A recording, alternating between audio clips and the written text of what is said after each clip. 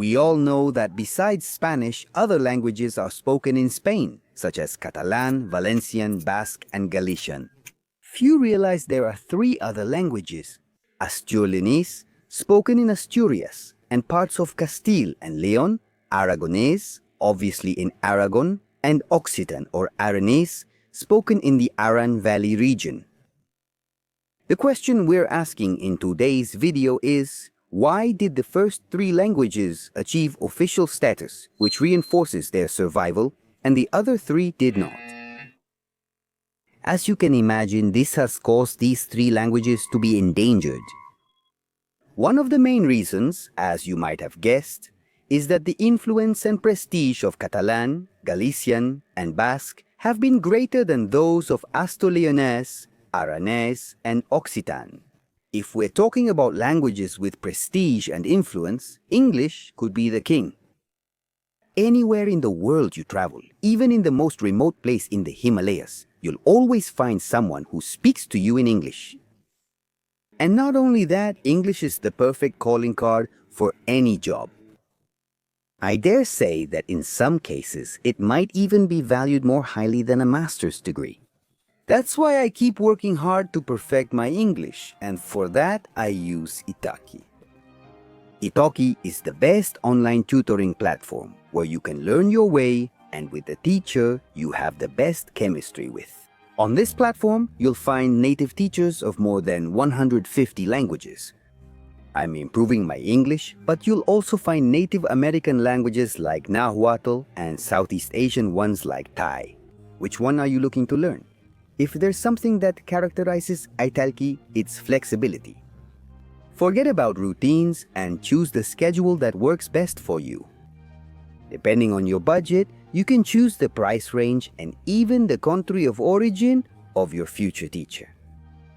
If you want to start from scratch, you should choose one who speaks Spanish so you can understand from the beginning. Are you still undecided? Don't worry, you can take up to 3 trial classes with your account at a reduced price so you can find the one that convinces you the most. I chose Matthew from the United Kingdom. Classes with him are the best. Look how much fun we're having.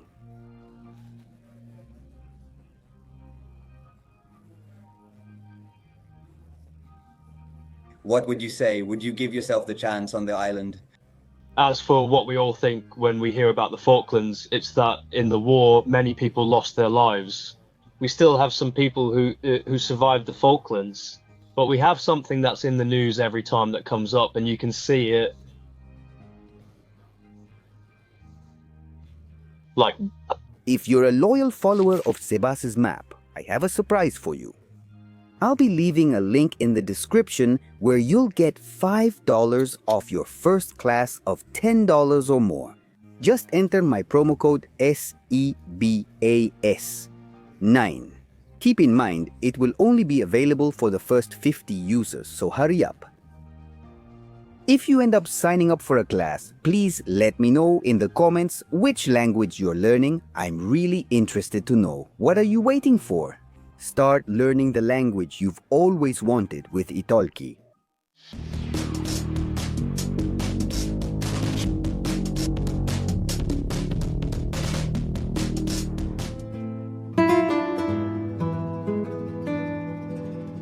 Before we continue, let's mix linguistics with geography. That is, let's locate the languages of Spain that are not Castilian in the best style of El Mapa de Sebas. Let's start with Catalan Valencian. Sorry, Valencian friends, but the language is the same. The expansion moved north to south. If you doubt it, ask Jaume the Conquerido. It is estimated that it is spoken by 10 million people across Spain, Andorra, the Eastern Pyrenees of France, and in the Italian city of Algiers. We're concerned about the language. In Spain, where it has official status in 3 autonomous communities, Catalonia, the Balearic Islands, and the Valencian community, where it is called Valencian. I know you must have heard it, but just in case, I'll remind you. Do it in perfect Catalan, then tell me if I speak well. Yes, absolutely, you speak great. Let's move on to Basque, the only language in Spain that isn't a Romance language. In fact, It's an isolated language that isn't related to any other language on the planet, supposedly because its speakers were isolated in the middle of the Pyrenees. I bet you don't understand a single word.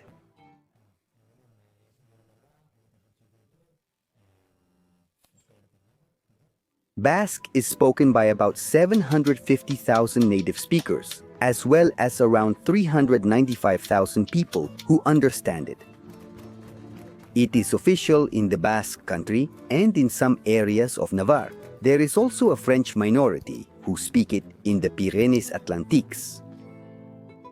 Let's move on to Galician, which has about 3.2 million speakers, a minority in Asturias and in Castile and Leon, and the vast majority in Galicia, where it has official status. Honestly, I see it as a full-on mix between Portuguese and Spanish. Good evening, I'm Luis Gallego. I was born in Galicia. Now, let's talk about the other three Spanish languages that have no official status. Therefore, little influence or prestige, therefore no guarantees of protection, therefore endangered. Aragonese is spoken by about 25,000 speakers in the community of Aragon in some parts of the provinces of Huesca and Zaragoza. I guess you haven't heard it, not even as a joke, so I'll show you. That the capital of a small country, which is called Aragon and is just below the Pyrenees. Astur-Leonese, as its name suggests, is spoken in the regions of Asturias and in Castilla y León, in some areas of the provinces of León and Zamora. Interestingly, it is also spoken in Portugal in the region of Miranda do Douro. It is estimated that there are about 125,000 native speakers, although in total around 525,000 people can understand this language, which sounds like this.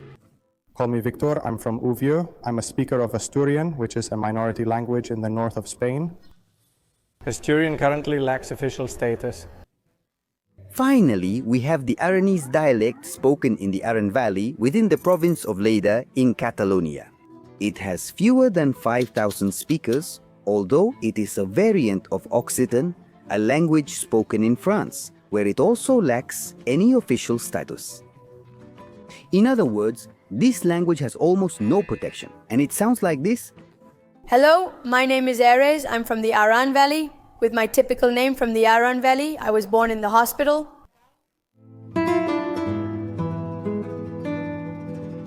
So now, it's time to answer the question of the video. Why does Spain allow some of its languages to have official status while others are in serious danger of extinction?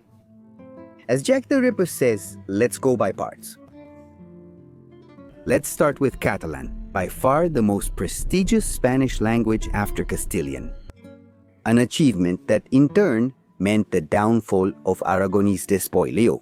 This story is the definition of irony. Both languages were official in the Crown of Aragon, which was born from the dynastic union of the Kingdom of Aragon and the County of Barcelona in 1150. Although during the Middle Ages, Aragon had more prestige than Barcelona due to its extinction and status. Things change and Caitlyn Jenner knows it. Catalan cities like Barcelona and Tarragona developed further because they became important commercial ports with access to the Mediterranean Sea. The Catalan bourgeoisie then played a dominant role in the economic expansion of the crown. In this way, when the crown of Aragon was expanding, especially during the conquests of Chaume, the settlers and conquerors who emigrated to the new territories, such as Valencia and the Balearic Islands, were of Catalan origin. Already during the modern and contemporary ages, Catalonia was one of the most industrialized areas of the country, which further strengthened the status of its language. As for Aragonese, it never spread to the new territories conquered after the expansion. In Valencia and the Balearic Islands, there was never a significant Aragonese-speaking population. With the dynastic union between Aragon and Castile, Aragonese found a new rival from the west, Castilian, so it was gradually marginalized to local and oral use. and with the Nueva Planta decrees of the 18th century, Aragonese lost its official status, which marked the beginning of its decline.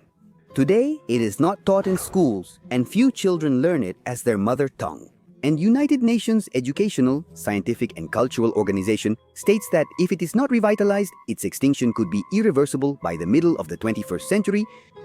Since we're in the area, let's now talk about Aranese, a variant of Occitan that is mainly spoken in France.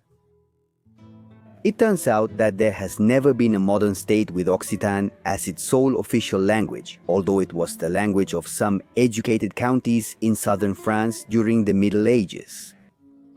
However, the French have been known for their historical centralism, so after its incorporation into the Kingdom of France, they made a great effort to impose French as the language.